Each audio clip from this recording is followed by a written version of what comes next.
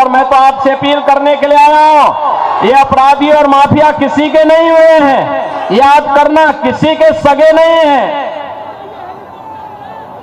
ये किसी के नहीं है, इनकी न कोई जाति है, इनकी न कोई पाति है, अपराध इनका पेशा है और अपराध के माध्यम से नाजायज संपत्ति को कब्जा करना ये अपना जन्मसिद्ध अधिकार समझते हैं।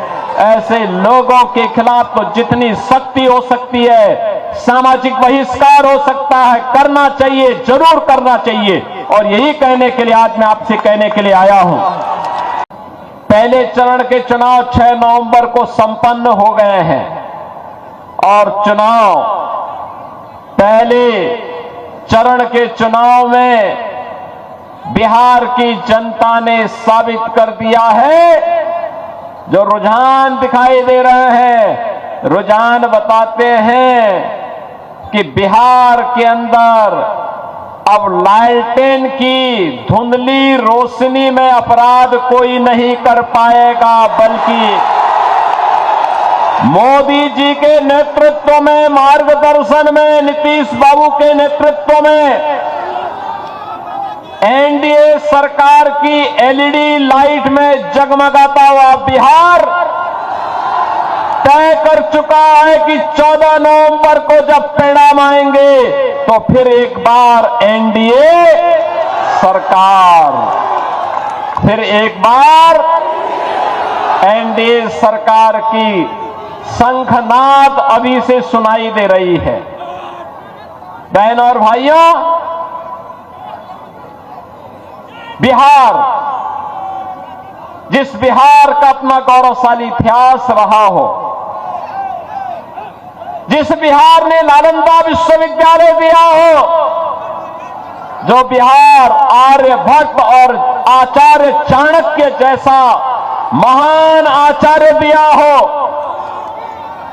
जिस बिहार ने महात्मा बुद्ध को ज्ञान प्रदान किया हो और जिस बिहार ने 24वें तीर्थंकर भगवान महावीर को जन्म दिया हो, आखिर वह बिहार किसके कारण साक्षरता में देश के अंदर सबसे पीछे हो गया? बहनों और भाइयों, इस पाप का दोषी कोई और नहीं, इस पाप का दोषी कांग्रेस और आरजेडी बराबर के दोषी हैं। जिन लोगों ने अपने स्वार्थ के लिए बिहार का उपयोग तो किया, लेकिन बिहार के विकास के लिए बिहार की मेधा और बिहार की प्रतिभा और यहां की ऊर्जा का उपयोग बिहार के विकास में नहीं होने दिया। बिहार का नौजवान मेहनत करता था, उसकी मेधा और उसकी प्रतिभा का लोहा देश और दुनिया मानती है, लेकिन जब बिहार के विकास की बात आती तो कांग्रेस और आरजेडी के लोगों की दलाली इस नौजवान की मेधा को कुंद कर देती थी। हताश और निराश बिहार का प्रतिभा, यहां का नौजवान प्लान करने के लिए मजबूर हो गया था। पिछले 20 वर्ष में एनडीए की सरकार में, नीतीश बाबू के नेतृत्व में बिहार में सुशासन की आधारशिला सुदृढ़ हुई है। और बहनों और भाइयों, इसी सुशासन की सुदृढ़ नींव में एक समृद्ध और विकसित बिहार के निर्माण के लिए एनडीए सरकार फिर से बिहार के अंदर आवश्यक है। मोदी जी का नेतृत्व है तो विरासत भी है और विकास भी है। आप याद करिए, ये कांग्रेस के लोग क्या कहते थे कि राम तो हुए ही नहीं।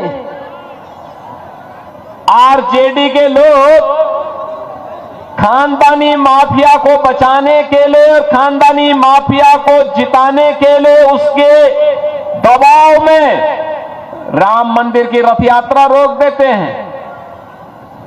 इनका पार्टनर समाजवादी पार्टी उत्तर प्रदेश के अंदर राम भक्तों पर गोली चलाने का दुस्साहस करती है।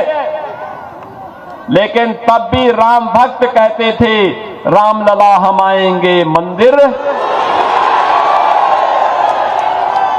लाठी गोली खाएंगे मंदिर वहीं। और देखिए मोदी जी के नेतृत्व में उत्तर प्रदेश में डबल इंजन की सरकार बनी।